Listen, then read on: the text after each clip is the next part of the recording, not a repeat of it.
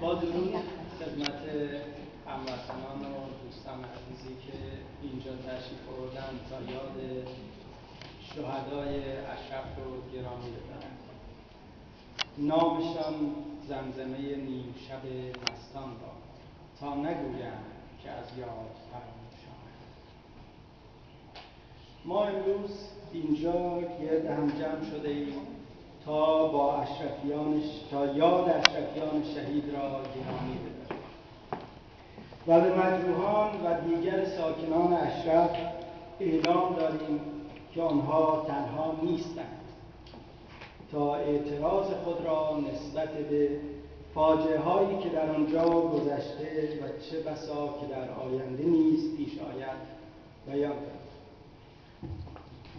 اونچه در اشرف گذشت صرف نظر از توجیهات قانونی و غیرقانونی آن از مصادیق تجاوز به حقوق انسان و در جمله جنایات جنگی به شمار می‌رود. تهاجم به اشرف و کشتار مجاهدانی که فاقد هر گونه سلاح میباشند نشان از ددمنشی و دشمنی کسانی دارد که آنجا را هدف قرار دادند. فراموش نشود که مجاهدین مرتکب هیچ عمل خلاف مصوبات و پیمانهای بسته شده با آمریکا و دولت عراق نشده. آنها هیچ قراردادی را نقض نکرده بودند.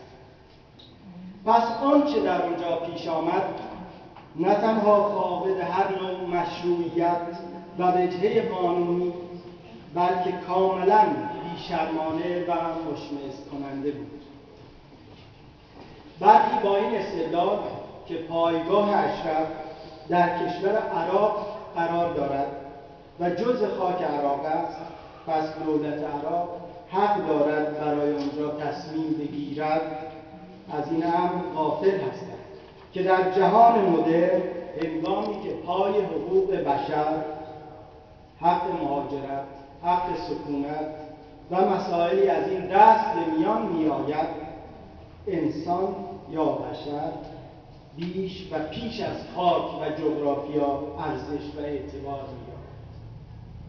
آنچه که امروز در اروپای متحد می بینیم، حق جابجایی، حق ورود به کشور دیگر، حق اقامت و کار بدون ویزا و اجازه و غیره و دیگر حقوق و محترم شمرده شدن آنها شامل همه انسان‌ها باید بشن.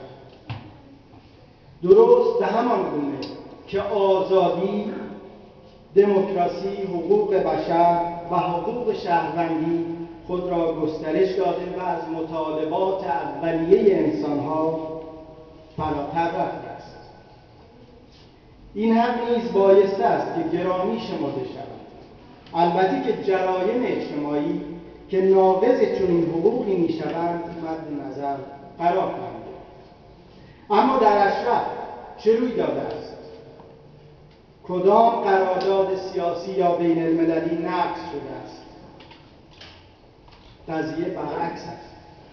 قراردادی که در آنجا برای حفاظت مجاهدین ساکن اشرف بسته شده و دولتی که زیر نظر دولت آمریکا که رسما و قانونا تعهد داده که با شهروندان اشرف طبق کنوانسیون 4 ژنو رفتار کند، خود بی هیچ دلیل منطقی و قانونی خلاف آن عمل کرده و در واقع خود ناقض قانون شده است.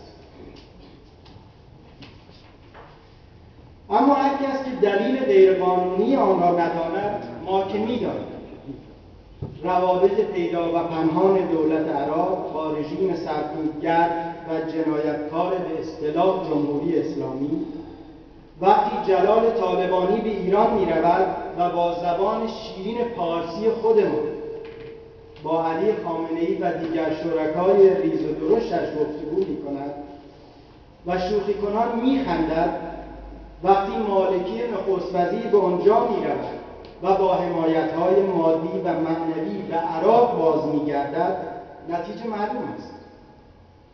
آنها چرا به اشرف بی‌سلاح حمله می‌کنند، می‌کشند و دشمنی خود را نشان می‌دهند؟ چرا هر سرپاسدار شکنجهگری از این ماجرا سرشار لذت می‌شود و رضایت خود را نشان می‌دهد؟ چون اشرف چه با سلاح و چه بی سلاح تبدیل به یک سمبل شده است. اونجا یادآور و تداومگر مقاومتی 30 ساله است.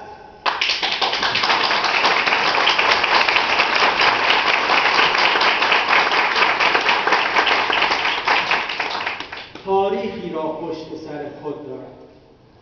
بودن آنجا یعنی هنوز مقاومت وجود دارد، یعنی ما هنوز هستیم، یعنی ما هنوز زنده ایم و این است که می‌بینیم همچنان خاری است در چشم تمامی آخوندهای ایران و رژیمی که با اتکای به آن قدرت را حفظ می‌کند.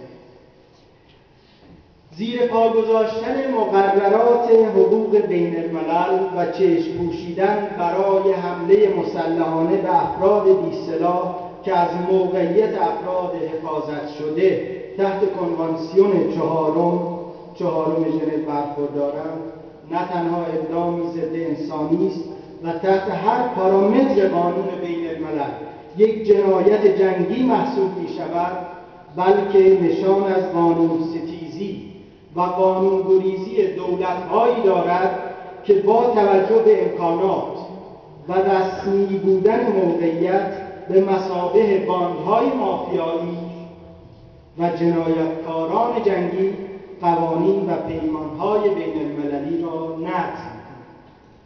آن دولت مقتدری که حالا خودش را به آن راه می‌زند در سال 2003 به یکایک ساکنان اشرف تعهد سپرده بود که در ازای گردآوری سلاح‌ها حفاظت آنها تأمین خواهد شد. آیا شده است؟ چنین شده است؟ این چندمین بار است.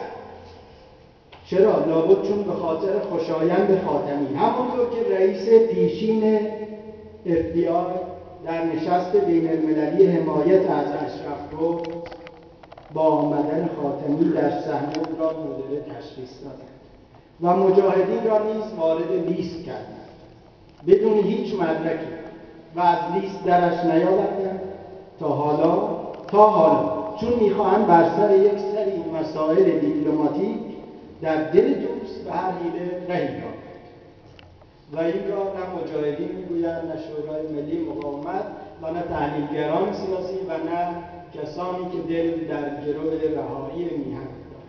این رو کسی میگه که خودش رئیس FBI بوده و از نزدیک با مسائل آشنا بوده، ضمن اینکه هم قاضی هست و هم وکیل. و همین رئیس پیشین FBI که به گفته خودش هم وکیل و هم قاضی است، هیچ دلیل منطقی، قانونی و حقوقی برای چنین اطلاقی به مجاهدین نمی‌یابد.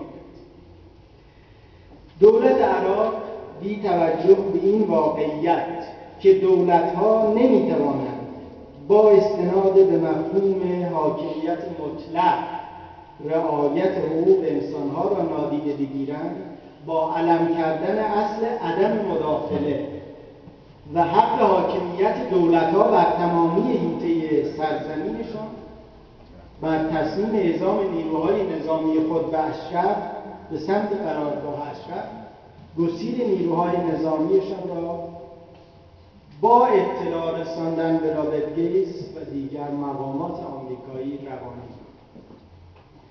در پاراگراف دوم از بند سوم که دولت مالکی آن را برجسته می‌کند، این است که تا زمانی که در عراق ساکن هستیم از قوانین عراق و سازمان ملل متحد اطاعت کنیم. خب کجا این پاراگراف نقض شده است؟ چه کسی قانون را نقض کرده است؟ ساکنان اشرف یا دولت مالکی؟ دولت‌هایی که به مثابه قانونگذار خود باید پیش و پیش از همه به قانون تن دهد. معلوم است که قضیه از کجا آب می‌خورد. سکوت ما هیچ توجیهی ندارد. سکوت ما دست زدن برای رژیمی است که دارد قند در دلش آب میشه. سکوت ما یعنی بی‌اعتنایی، یعنی همراهی، یعنی پاسیویسم، یعنی انفعال مطلق، صرف نظر از هر دیدگاه انتقادی که نسبت به مجاهدین داشته باشیم. از اسلام چه بدمان بیاید چه خوشمان بیاید، چه مجاهدین را نیروی مذهبی قلمداد کنیم و چه نکنیم، ما برای حفاظت از خود، یعنی تمامی مخالفین رژیم، باید اعتراض کنیم. اون نیرو به جریان سکولاری هم که استدلالش مسلمان بودن مجاهدین است، ناخودآگاه آب به آسیاب دشمن می‌ریزد. به او یادآوری می‌کنم که اگر شما امروز به این دلیل نتوانید در کنار نیروهای ترقیخواه و دموکراتیک مذهبی قرار گیرید و با آنها گفتگوی دوستانه داشته باشید، فردا مجبور خواهید شد با اخوان المسلمین ها، سنتگراها، طالبان و دیگر نیروهای بنیادگرا مصالحه کنید.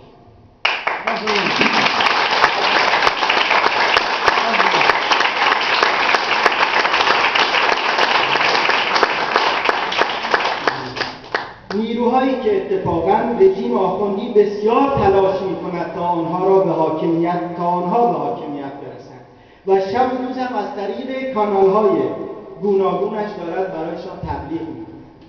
اون هم با بیشرمی هرچه کم. اون چی که می‌تواند در مصر اتفاق بیفتد، در فردای یمن و یا در دیگر کشورهای اسلام. اما برگردن به اشرف و سخن رو کوتاه کنم. تعرض به اشرف تعرض به تمامی نیروهای اپوزیسیون است. صرف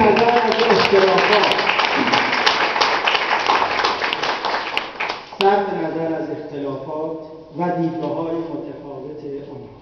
تعرض به هر کدام از نیروهایی که علیه تمامیت رژیم و سرنگونی کلیت و تمامی اجزای آن به مبارزه خواستند، تعرض به مخالفان استبداد و حقوق قانونی و دموکراتیک مردم ایران میباشد.